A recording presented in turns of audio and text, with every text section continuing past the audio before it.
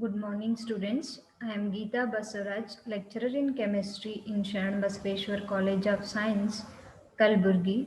Today, I will be discussing about atomic structure. Here, in the atomic structure, we will be discussing about definition of atom, fundamental particles of atom, theories of atomic model. Here in the theories, we'll be studying about postulates of the atomic models and their limitations. So let us begin today's class with the definition of the atom. Here, atoms are the fundamental building blocks of matter. That is, these are the basic components of matter. That is, atoms are the smallest units of matter, or these are the fundamental building blocks of matter. And the word atom is derived from a Greek word that is atomio.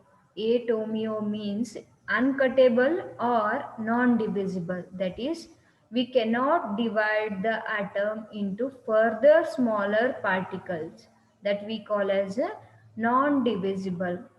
And these atoms are made up of three particles, that is protons, neutrons and electrons. These three particles are collectively known as subatomic particles or atomic particles or atomic subunits, or they are commonly referred to as a fundamental particles of atom. That is, these three particles, protons, neutrons and electrons, they are collectively referred to as a fundamental particles of the atom. See the representation of the atom here. At the central portion of the atom, you can see two types of particles, that is positively charged particle that we call as the protons, and these were discovered by Rutherford. The positively charged particles which are present at the center of the atom, we call them as the protons, and these were discovered by Rutherford. And there are neutral particles. These are the neutral particles which we call them as neutrons, and these neutrons were discovered by Chadwick. And these protons and neutrons together are called as the nucleus of the atom, or protons and neutrons together form the nucleus of the atom, and this nucleus was discovered by Rutherford. This nucleus carries a positive electric charge. It carries a positive electric charge, and around this nucleus there are electrons. That is, this nucleus is surrounded by the electrons. These negatively charged particles are nothing but electrons. They will be moving around the nucleus and outside the nucleus in circular paths that we call as orbits. These circular paths are called as orbits. In these orbits, the electrons, that is negatively charged particles, will be moving around the nucleus. So this was about the fundamental particles of the atom. Next we'll see the atomic theories, or the theories of the atomic model. The first theory we have is a Democritus theory. Here, Democritus was the Greek philosopher and was the one who first suggested the existence of the atom during the 4th century BC. That is, he was the first person who has given us the idea about the existence of the atom during the 4th century BC itself. We got to know that there exists an atom in the universe during the 4th century BC itself. And he coined the name atomos, which means not cut or indivisible. That is, we cannot cut or divide the atom into further smaller particles. The theory included that there are infinite amount of atoms that exist separately from each other. That is, he proposed that there are an infinite amount of atoms, and all those atoms are existing separately from each other, and they can be moved, and they can also be combined together to form a new matter. That is, by combining the atoms we can form a matter, but we cannot, or the atoms do not merge to become a new atom. That is, we cannot merge the atoms to create a new atom, but we can combine the atoms to form a matter, and they cannot be divided. That is, we cannot divide the atoms. And this theory was put aside because most of the philosophers during that time, for example, or especially the eminent philosophers like Aristotle and Plato, they believed that the matter is made up of only these four particles. That is, the eminent philosophers like Aristotle and Plato, what they believed that the matter is only made up of these four particles or these four components. That is, air, water, earth, and fire. That is, they believed that the matter is made up of only these four components.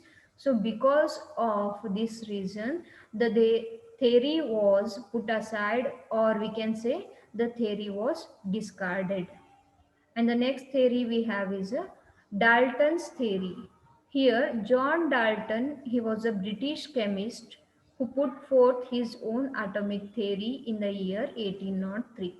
After Democritus, John Dalton, a British chemist, has given atomic theory in the year 1803, and his theory included several ideas from Democritus.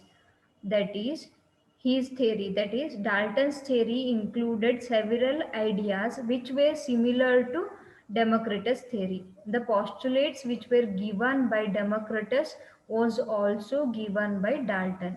The postulates such as atoms are indivisible or indestructible. That is, in Democritus theory, Democritus also proposed that atoms are indivisible, we cannot divide the atom, and that different atoms come together to create matter. That is, many number of atoms can combine to form a matter. These were the two postulates which were similar to Democritus ideas. Along with these similar ideas, Dalton also gave some of the additional ideas, or the theory also included some of the additional ideas, which were: the first point is, elements are made up of very minute particles called atoms. That is, every element is made up of a very small particles or very minute particles which we call as atoms. And atoms are neither created nor destroyed nor subdivided. That is, we cannot create the atoms, and we cannot destroy them, and we cannot divide them into further smaller particles. The third idea was atoms of different elements are different. That is, for example, if there are two types of atoms, sodium and potassium elements, that is sodium and potassium, the atoms of sodium as well as the atoms of potassium will be different from each other. They will be having different properties as well as different weights when compared to the atoms of another element. But atoms of the same element are similar in all properties, including the weight. For the other part else, if there is a element, one single element, if I consider one single element, for example sodium, all the atoms in that sodium element will be having similar properties. That is, it will be having similar physical properties, similar chemical properties, and will be having similar weights. That is, all the atoms will be having similar properties and similar weights. And the last idea was compounds are formed by the union of atoms of different elements in simple whole numbers.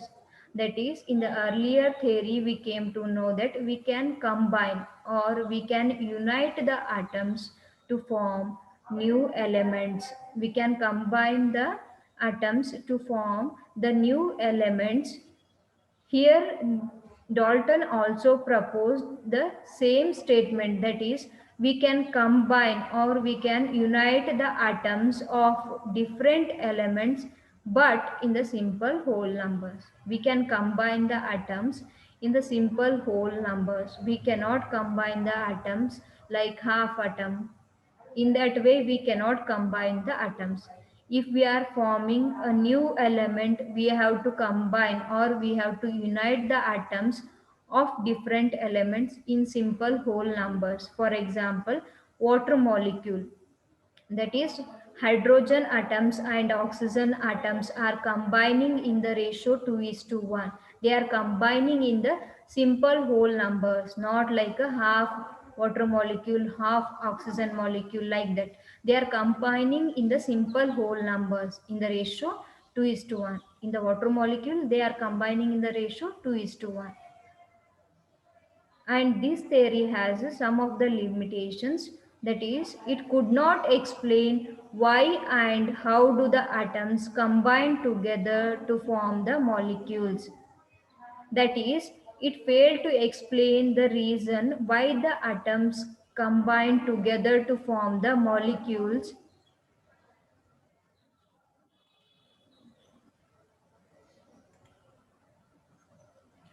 It failed to explain why the atoms combine together to form the molecules. And also it failed to explain by which process the atoms are combining to form the molecules. That is, it failed to explain both the reason why the atoms are combining and by which process they are combining to form the molecules.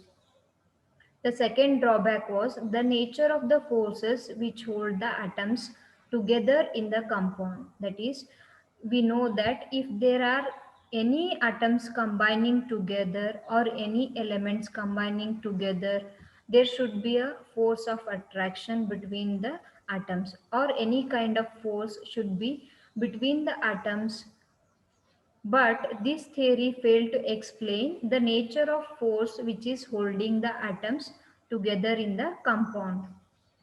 The last drawback was why the atoms cannot exist in the free state and why compound can exist freely. That is, it failed to explain the free state of the combined compound, and it cannot explain why the atoms are not existing in the free state.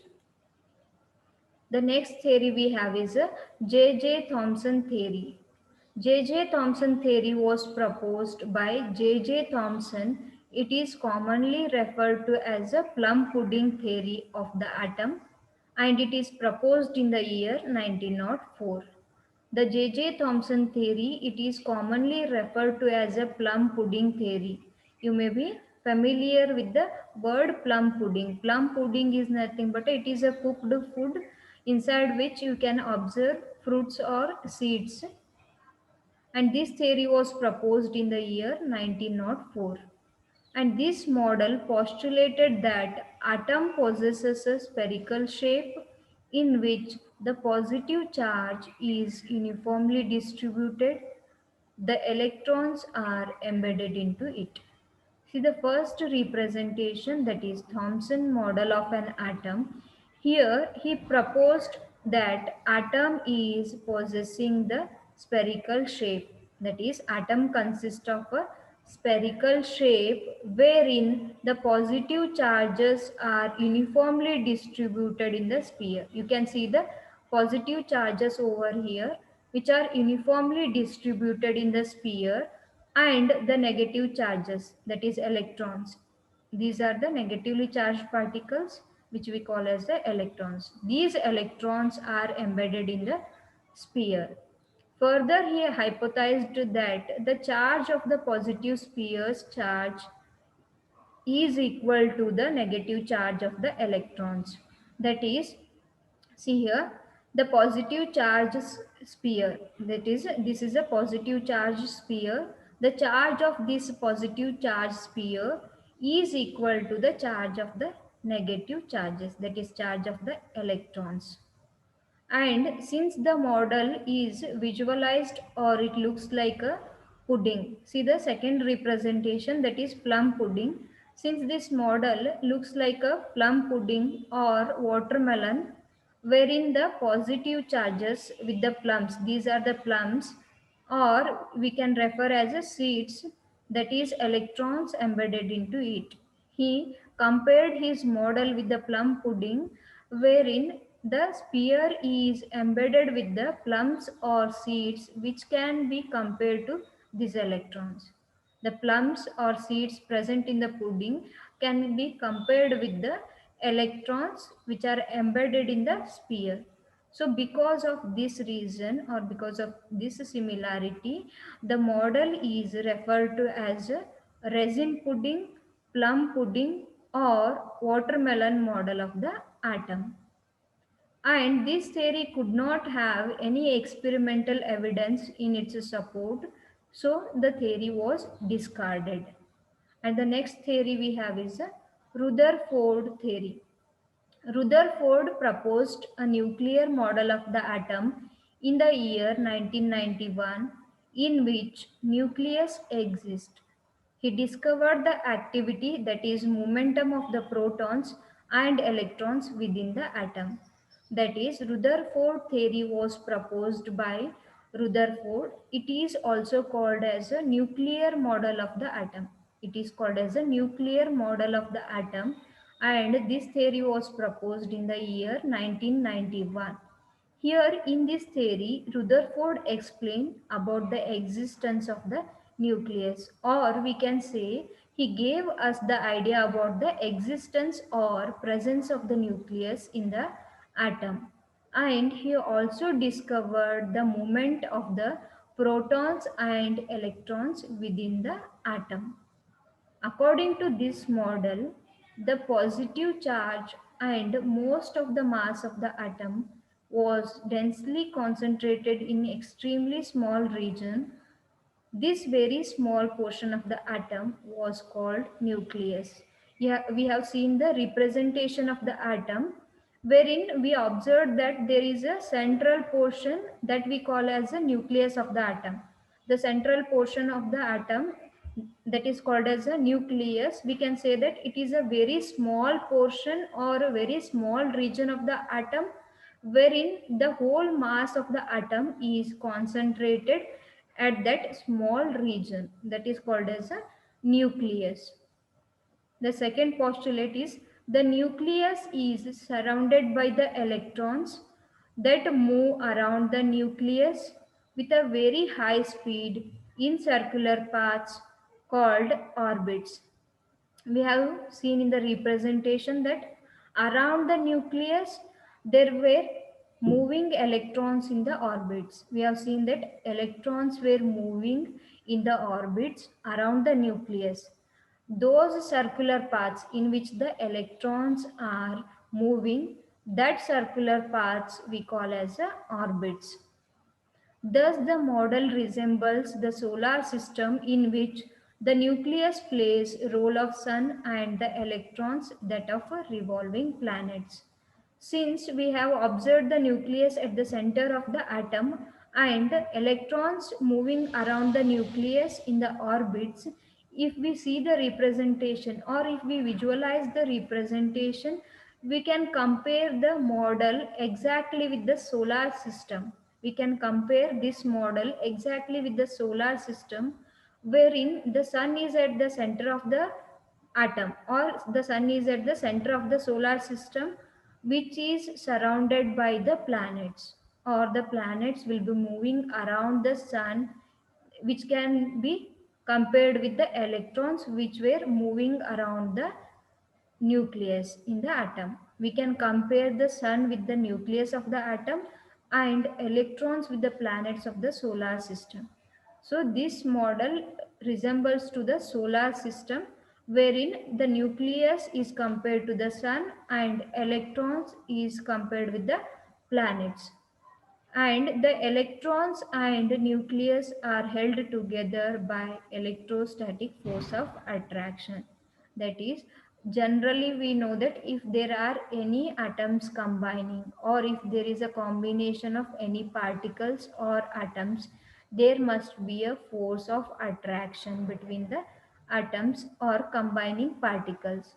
Here, there was existence of a electrostatic force of attraction between the nucleus of the atom and the electrons which were revolving in the orbits. And this theory failed to explain the stability of the atom. It failed to explain the stability of the atom. So this theory was also discarded. The next and the last theory we have is Bohr's theory. Neil Bohr proposed an atomic model that we call as a Bohr's theory, in which the electrons revolve about the nucleus at the stable orbitals, just as planets orbit around the sun. In the Bohr's theory, Neil Bohr also compared the atomic model with the solar system, wherein he compared the nucleus with the sun and electrons to that of the planets which are revolving around the sun. And the postulates of the theory are: an atom consists of a positively charged nucleus responsible for almost entire mass of the atom. We know that the whole mass of the atom is densely concentrated at the center of the atom, which is responsible for the whole mass of the atom. That is, positively charged nucleus is almost responsible for the mass of the atom. The second postulate says that the electron revolve around the nucleus in certain permitted circular orbits of definite radii. That is, we know that electrons will be revolving around the nucleus in circular paths. That circular paths we call as orbitals, and those orbits will be having definite radii. The third point is the permitted radii are those in which the angular momentum of an electron is an integral multiple of h by 2 pi. That is, the permitted radii in which the angular momentum will be equal to the integral multiple of h by 2 pi, where h is a Planck's constant. H we call as a Planck's constant. If we consider m as the mass of the electron and v as the velocity of the electron in a permitted orbit of radius r, then L is equal to m into v into r, which is equal to n into h divided by 2 pi, wherein n is equal to 1 comma 2 comma 3 and so on, where L is called as the orbital angular momentum and n is nothing but a principal quantum number. And this equation, that is L is equal to mvr, is called as a Bohr's quantization postulate. It is called as a Bohr's quantization postulate. The next point is when the electron move in a permitted discrete orbitals, they do not radiate energy. Such orbits are called as a stationary orbits or non-radiating orbits. That is, we know that electrons will be moving around the nucleus in permitted orbitals. Those orbitals or those circular paths we call as a stationary orbits or non-radiating orbits. Why? Because there is no, that is, there is, the electrons will not be radiating any energy in those orbitals. We know that, once again I will repeat, see here, the electrons will be revolving around the nucleus in permitted orbitals, in the circular paths, that is in the orbitals. The electrons revolving in the permitted discrete orbitals, they will not be giving out or they will not be radiating any kind of energy. So such orbits are called as a stationary orbits or non-radiating orbits. Why? Because the electrons will not be radiating any energy in those orbitals. Next point is the energy radiated when an electron jumps from higher to the lower orbit, and the energy is absorbed when it jumps from lower to the higher orbit. That is, we came to know that if it is rotating or if it is revolving in certain orbit, permitted orbit, wherein it will not be radiating any energy, that we are calling as a non-radiating orbitals. If the electron jumps from higher orbital to the lower orbital, if it is jumping from higher orbit to the lower orbit, it will be radiating energy. The electron will be radiating energy. If the electron is jumping from lower orbit to the higher orbit, it will be absorbing some kind of energy. See, once again I will repeat. If the electron is moving in certain particular discrete orbital without radiating energy, that orbit we call as a stationary orbit. We call it as a stationary orbit. If the electron is jumping from higher to the lower orbit, if it is jumping from higher orbital to the lower orbit, it will be radiating or giving out some amount of energy. If the electron jumps from lower orbit to the higher orbit, it will be absorbing some kind of energy. If EI and EF, that is EI and EF, if we consider them as the initial and final energies associated with the orbitals of quantum numbers Ni and Nf respectively, the frequency of radiation emitted is given by h nu is equal to delta E, which is equal to difference in the final energy minus initial energy. That is, if we are considering EI and EF as the initial and final energy which is associated with the orbitals having quantum numbers Ni and Nf, then frequency of radiation emitted, which is given by h nu is equal to delta E, which is equal to EF minus EI. EF minus EI is nothing but a final energy and initial energy. That is, h nu is equal to delta E, which is equal to difference in the final energy and initial energy. This equation is known as a Bohr's frequency condition. It is known as a Bohr's frequency condition. And this theory also has some of the limitations or drawbacks. The first drawback we have is Bohr's atomic model failed to explain the Zeeman effect. See here, here you can see the representation. Zeeman effect means if we keep the source of the atom in the strong magnetic field, each spectra line splits further into number of lines. That is, in general, if we keep any source of the spectrum in the absence of the magnetic field, see the first representation here, you can see the source of spectrum here. When we keep this source of spectrum in the magnetic field, it splits into number of lines. But in the absence of the magnetic field, it does not split into further lines. Zeeman effect means when we keep the source of the atom or source of the spectrum in the strong magnetic field, the spectral lines will be splitting into number of lines. You can see here it is splitting into 3 lines. That is, when we keep the source of spectrum in the magnetic field, the spectral lines splits into number of lines.